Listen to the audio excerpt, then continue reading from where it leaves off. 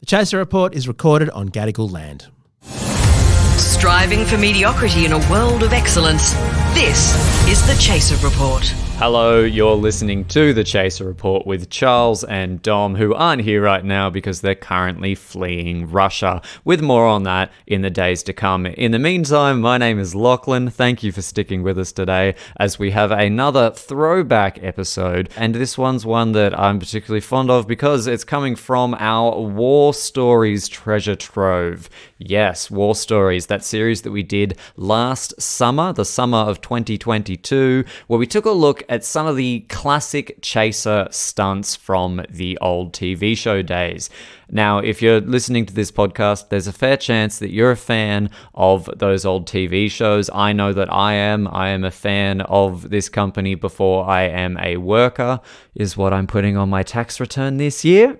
Now, it's a question that we always get asked whenever we meet another Chaser fan. What is your favorite Chaser stunt? Now, my favorite was the Shore Rowing Fund sketch. Now, to call it a sketch is actually to do it a miscredit because it was a sketch, it was a song, it was a stunt, it had people filming overseas, and it took down a private school. So really, it had everything in it. Charles and Dom chat to Chris and Craig in this episode to find out how it all got put together and why on earth the ABC agreed to do it.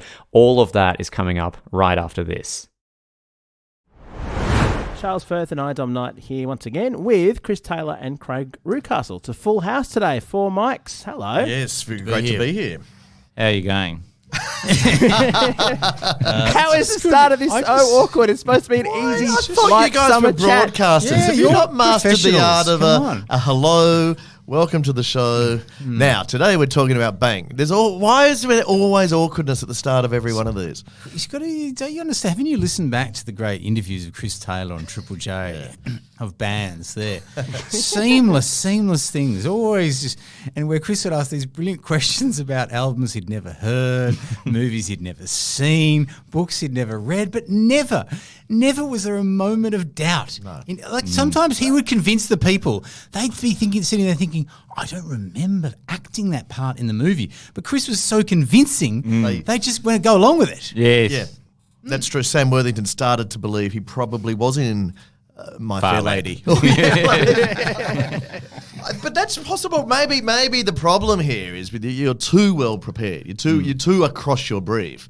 So you don't have that Dutch courage that I think we had to bring to Triple J. We just bluffed every interview with a band. Whereas you're sort of intimidated by the knowledge and familiarity you have with your material. Yes, that you don't know where to begin. Yes. No. Paralysed by... I'm just paralysed by the fact that, we're podcasters, right? So... The tradition in podcasting is the Joe Rogan thing, where you talk about yourself for about an hour and a half. Oh, at the start of the episode. Before you actually even mention that you've got guests. Yeah. Well, we should sit back, Chris. So we should sit back. Yeah, that's right. But also, I'm glad we're keeping the thing, which is what all podcasts do, which is have sort of awkward side chat before you get into the episode that people want to skip, but then don't because they're not sure when the episode actually I'm just starts. really proud that you've been able to get together a podcast that's brought together 4 male voices. Because it just doesn't seem to happen a lot in the podcast world. 4 male comedians. I mean, Unprecedented. It's a new format. Yeah. We'd invited Gabby actually to be part of the first couple with Chaz, and she was just like, I love those shows, but no, it's all right. I'm busy. So anyway, Gabby's still standing in line for a PCR test in Queensland, so it's fine. I fear so. But look, today we have one of the most beloved things that we've ever done to discuss. And Chris, good on you for mining your schooling, your education in the services of a stunt. Yeah, this is the Shore Rowing Shed stunt, which was in the first episode of season 3, which was actually a very poorly received episode. We'd taken a year off, I think, between season 2 and 3, and I think some of you guys did a live tour. I tried to write a sitcom that never went anywhere, and there was a lot of expectation for the show's return a year later. And we'd sort of come out of the blocks. I think the first item was a piece you've talked about in this series was the Vatican blimp, which people felt a bit underwhelming. It was a good story behind the scenes. Terrible piece of television. Not great TV, and the sketches didn't quite land. But the I don't know. We just sort of overthought it, or the audience was expecting more APEC or something. But we, either by design or by Shitness. failing skills, delivered something that didn't go down that well. But the one thing people did seem to like, and I must admit, it's literally close to my heart because it's a rare example of where we did draw on our lives. I think Chaser was a weird sort of show where, you know, unlike Hamish and Andy or something where it's all about their lives and what they're doing and they really draw on, you know, personal experience. The Chaser wasn't like that. People didn't really know anything about us. They would have made some assumptions that were pretty close to the mark, but nothing. Very few pieces were based on our personal lives or our pasts. And this sort of broke the mold from that. I mean, it you know, I don't mean to say a comedic premise, though. Yeah, it wasn't like a memoir like the Diary of Anne Frank or anything, but it was. But it was. People may have assumed that the Chaser were a bunch of Ponzi private school boys, but it wasn't confirmed until Chris Taylor brought this I through. finally had the bravery to admit, yes, I went to a private school. But Charles was really good at this in the newspaper, in translating personal anger into, you know, satirical comedy. And I always just sort of read newspapers looking for things to be angry about, but I wasn't really that angry about them. But I was genuinely angry every month when I'd get these, I think they're called old boys notices, or that's what it's a letter from the school you went to with sort of reports on how the school's going in rugby and how the gardens are going that they've put in. Years later. Oh yeah, indefinitely you're on the mailing list. Barrel High does not send these out, actually. Right, yeah, no, I'm not surprised. You know, it's not they send out a thing going, the one football field has still got no grass on it. But no, so I went to this school called Shaw, which is... There have been no achievements this year. And they put it... It might not have been monthly, it might have been quarterly, but it was basically a bit of an update on how all the sporting teams... It was always just about sport. But there was always on the back page this sort of cap-in-hand article about please remember us in your will. Or please like I'm only 35. They'd seen how you eat. Yeah. But if you don't remember us in your will and have a little bit of extra now, please, we're trying to build a new rowing shed for our eight, which is what they call the rowing 8. And they think it's getting a little bit shabby, the current one, so we'd like to build a new one. And the facilities at these places are world class. Yeah. They have theatres better than anything Kate Blanchett has ever performed in. Like the quality of their musicals, their pools, their gyms are Olympic standard. And that's unfair, Chris. They'd had this rowing shed for a few years now. Yeah. That was back from at least 5 years. Yeah, so the 5 years they thought, it's getting a bit shabby, so we need money for a new one. And I just got the shits about that. And so it was a rare example of pitching something to the group of, can we just do something which makes fun of the proportional outrageousness of a private privileged school that gets funding from the government, as well as so many school fees and all the other avenues of wealth that has pouring in, that they're still asking old boys for money compared to all the things you could be spending your disposable charity dollar on. So the idea was, I think it was 3 steps. And I should say this was a sketch. Yeah, it was a sketch with a stunt in it. It was a sketch with a stunt element and an original Andrew Hansen song as well. So why I love this piece. It was quite an ambitious in its scope. It's a mixture of all parts of the show, actually. Yeah, that's really true, because individual episodes might have had a sketch, a stunt, and a song. But it was an example where we tried to put all those 3 themes into one piece. It had an international shoot built in, because we were so lucky to be generously funded by the ABC for this 3rd season. It was generously resourced. Well, the irony of it is, when you say it was generously resourced, let me just say this, that we went to South Africa because we could get an extra step on our round the world ticket for no extra price. We stayed at my uncle and aunt's house in South Africa. We literally, I remember thinking back to this, 'cause Trent O'Donnell, who's the director on this, has gone on to, direct, Brooklyn Nine-Nine, all that kind of stuff. And amazing LA director. Yeah, he's great director with us. And at the time, he just slept in a spare room at my uncle's house. I think back and go, wonder if he looks back and goes, "That I get treated slightly better." The Chaser Report. Now with extra whispers. So the premise was we should ask the needy to help fund the shore rowing shed. So it was sort of a very sarcastic piece of going. In the first instance, we went to a cancer ward, and for fun fact, it was the same. We actually shot that bit in the same day we shot the infamous Make-A-Wish sketch. It was the same ward, again with another actor playing a cancer victim, this time an adult. We asked him to donate to the shed. We then went to the Block in Redfern in Sydney, which back then, unlike now, was exclusively Indigenous, and it was sort of where the Aboriginal community thrived and lived. And so we went in there with permission, it was all a scripted sketch, and with producers and like shooting permits and stuff, and asking the Indigenous community to give to the shore rowing shed. And then the big third step, which was just oh my God, I can't believe they did that, was well, why don't we play it? Because in the piece it's pitched as Somalia, and then Craig can talk about how we actually shot it. On the foreshore of Sydney Harbour stands one of Australia's most prestigious schools. The Sydney Church of England Grammar School, or Shore as it's often known, boasts some of the finest sporting grounds and facilities of any school in the world. As an old boy of Shore, I'm very proud of the school, and I always try to stay abreast of what they're up to and so forth. And I was quite distressed to read an item in their recent newsletter here requesting donations to help them build a new rowing shed.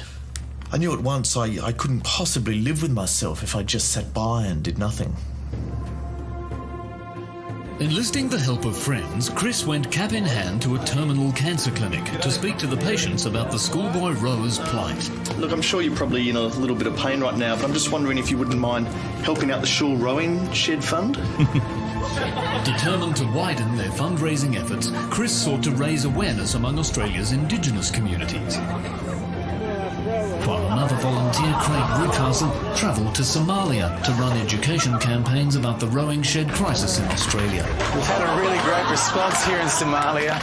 Everyone's been really generous and understood the plight of Shore's rowers. We've done really well, and this is just one African country.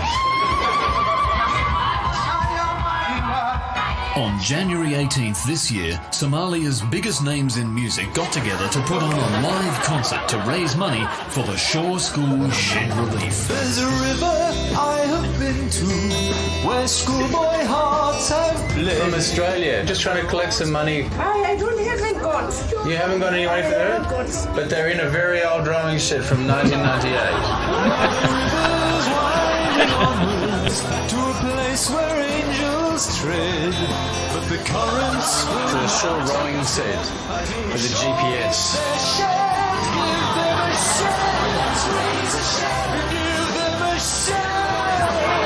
Trying to do a parody of Live Aid with Shed Aid in Africa.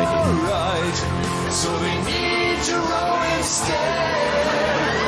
Let's raise a shed and give them a shade. Just because they row, it doesn't make them meatheads. So come on now, give them a shade. I think it ends on a plaque where we actually put a plaque on the actual Shore Rowing Shed, which funded by the families of Somalia.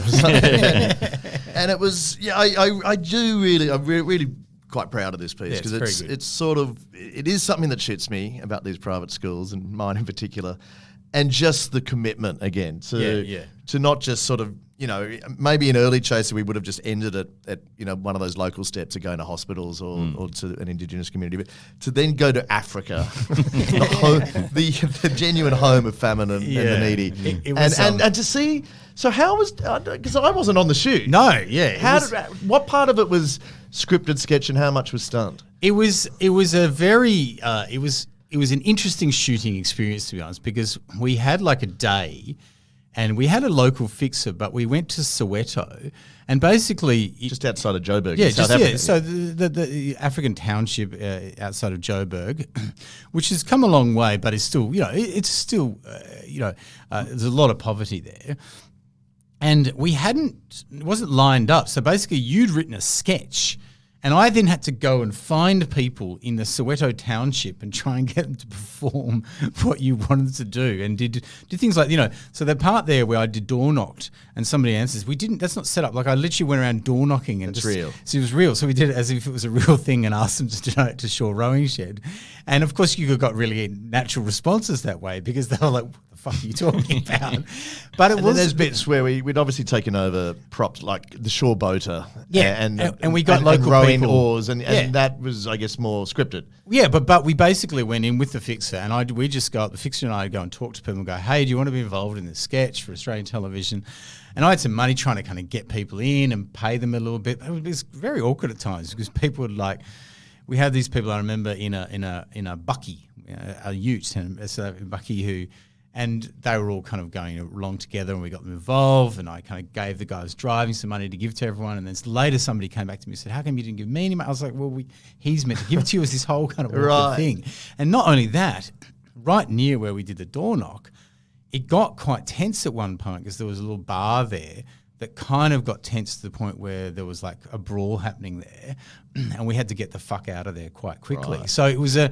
You didn't cause the brawl. No, not at all. But it was just a thing where the local fixer was like they were just fighting over who gave more money to the shore. Or was that fundraising? Private school. Yeah. It was was a that pride the King's thing. School? Yeah. But it was a wonderful day, and everyone that played along was awesome. There was all these great kids, and wearing shore rowing shed things and that. But it was I remember being there and going, we've added on this extra stop on the way home. Continent nowhere near any of the other shoots. So we're basically and also nowhere near Somalia. Let's be quite clear. We were misleading. We would have been true commitment, but we literally were there because I was born in South Africa. I've got relatives there.